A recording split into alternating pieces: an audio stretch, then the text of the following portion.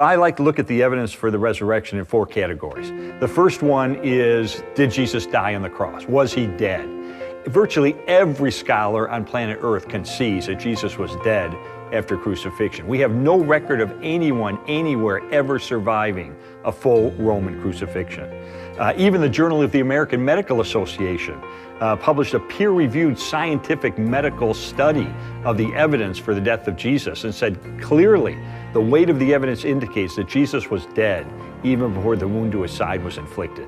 Even the atheist New Testament scholar, Gerd Ludemann, says historically it's indisputable that Jesus was dead. So Jesus was dead. The second category of evidence is the early accounts we have for the resurrection. In other words, I used to think as an atheist that the resurrection was a legend, and that took a long time to develop in the ancient world. But what I learned is that we have preserved for us a creed of the earliest Christian church, a creed that is an eyewitness-based report of the resurrection of Jesus.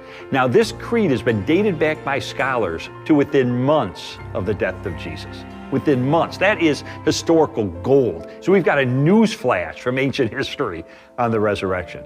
Third category of evidence is the empty tomb. And the best evidence for that is even the opponents of Jesus implicitly admitted the tomb was empty.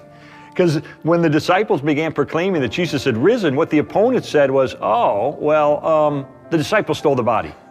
Now they're conceding the tomb's empty, they're just trying to explain how it got empty. So everybody's conceding the tomb was empty. How did it get empty is really the issue, and that goes to the fourth category of evidence, which is eyewitnesses.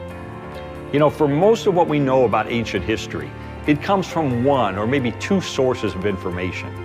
And yet, for the conviction of the disciples that they encountered the resurrected Jesus, we have no fewer than 9 ancient sources, inside and outside the New Testament, confirming and corroborating the conviction of the disciples that they encountered the risen Christ.